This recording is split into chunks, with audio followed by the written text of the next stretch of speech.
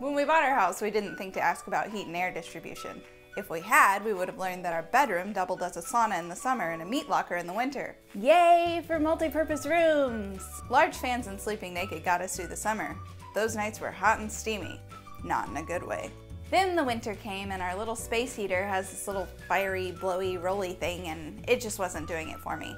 After suffocating under oppressive heat night after night, I had enough. We needed something quick and inexpensive. Thankfully, we discovered the DIY Mr. Cool Ductless Mini Split, but I was sure we'd have to have an HVAC technician come out to our house, which would cost thousands. But with the Mr. Cool DIY Ductless Mini Split, I learned that it's just that. It truly is a do-it-yourself product. The tools you'll need are a cross-tip screwdriver, a drill with appropriate drill bits, a 3.5-inch hole saw, a stud finder, a spray bottle of soapy water, and pliers with an adjustable wrench or 2 fixed wrenches. You can find all of these supplies at your local hardware store. Scope out your room to see where you'd like to mount your indoor unit. Keep in mind where you'd also like to put your outdoor unit.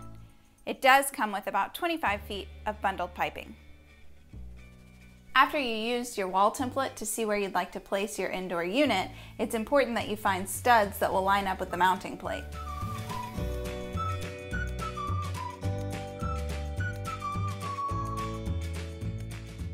I double checked my studs and now I'm going to make marks on the wall template to show where I want to put screws. The unit came with 5 screws, so I'm just going to mark 5 spots. This one lined up, one in the middle. One very important thing before you mark the wall is that you make sure the template is level so you know that the unit will be level. Just marking the spots where I poke the holes on the template.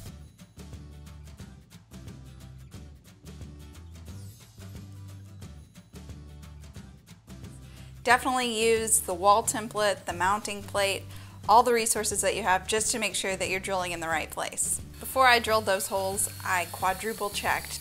I'm just going to place the screws with my fingers. Let's just make sure it's level before we commit. Ta-da! Clearly I'm not a handyman because I'm not a man, but I'm also not handy. So I had to borrow tools from my mom. So I'm just working with what I've got. That's why this is so long. You'll need a 3.5-inch hole saw so you can drill a hole all the way through your house, and through that hole is where your piping and electrical work will go to the outside unit. I'm really nervous about this. Looks pretty scary and big. We're drilling on the right side of the mounting plate. I just measured 4.5 inches from the center of this part of the mounting plate. You can look at your wall template for more help. Alright, so I'm just going to pull up my hair for this part. I'm just lining up this part with the hole that I marked on the wall, and then I'm going to drill at a slight downward angle for the drainage pipe.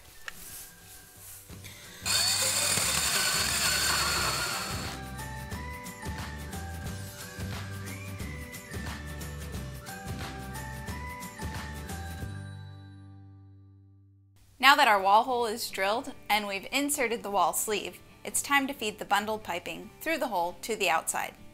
Alright, I'm just going to tape these ends here to make sure that they all stay in place. And then I'm going to feed this piping through the wall. At this point, it might be a good idea to ask a friend to help you. Just make sure that it feeds through to the other side nicely. You can do it yourself, that's fine. But since my husband's home, I'm just going to ask him.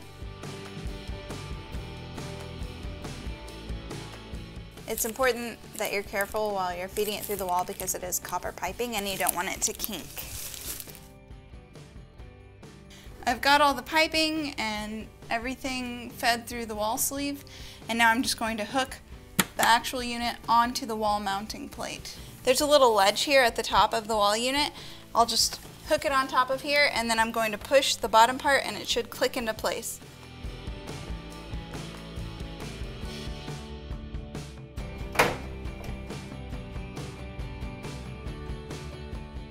So I've pulled the piping, the electrical, and the drainage pipe through the wall sleeve. And now we're going to connect the indoor unit to the outdoor unit so we can get that room temperature regulated. Now I'm just going to remove the plates that cover the electric connectors and the refrigerant connectors.